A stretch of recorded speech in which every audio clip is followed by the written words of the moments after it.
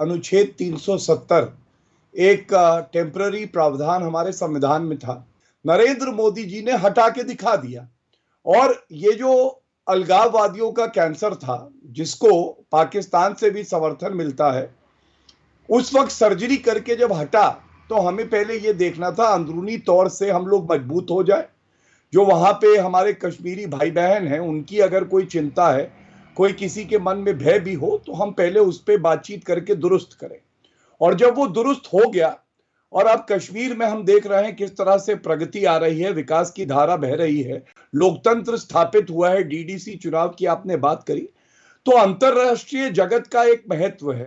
अगर हमें एक विश्व शक्ति बन के जो हम उभर रहे हैं और मजबूत होना है विश्व जगत में, तो हमें सभी जो देश हैं उनका भी साथ चाहिए होता है। हमें कोई सर्टिफिकेट की आवश्यकता नहीं है, लेकिन व्यापार भी होता है। हमारा लोकतंत्र विश्व में सबसे मजबूत माना जाता है।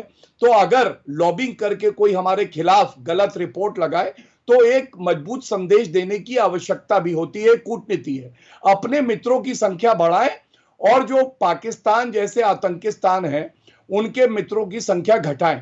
और उसी दिशा में ये कदम उठाए गए हैं और ये बड़े सकारात्मक कदम है, क्योंकि जब ये अपने अपने देशों में अपने संदेश भेजेंगे तो हमें उम्मीद है वो बताएंगे कि कश्मीर की सच्चाई ये है कि वहां पे बच्चे स्कूल में जा रहे हैं।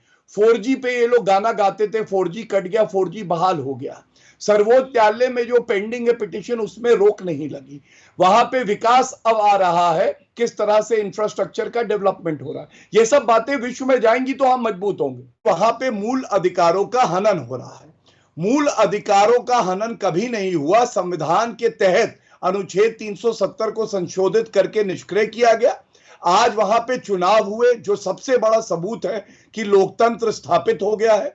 तीसरी बात, इंटरनेट को भी कहा जाता है एक मूल अधिकार है, क्योंकि आपको उससे सूचना प्राप्त होती है।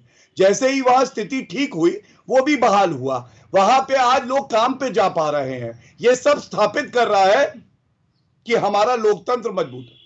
कश्मीरी पंडितों की अगर किसी ने बात करी है 3 दशकों में, तो वो भारतीय जनता पार्टी की सरकार है।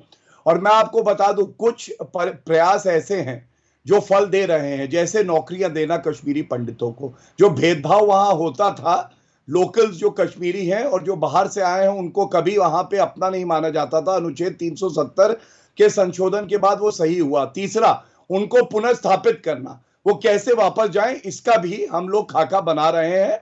और ये असंभव कार्य जो विपक्ष कहता है, वो संभव करने वाला कोई होगा तो देश का प्रधानमंत्री श्री नरेंद्र मोदी जी ही होंगे।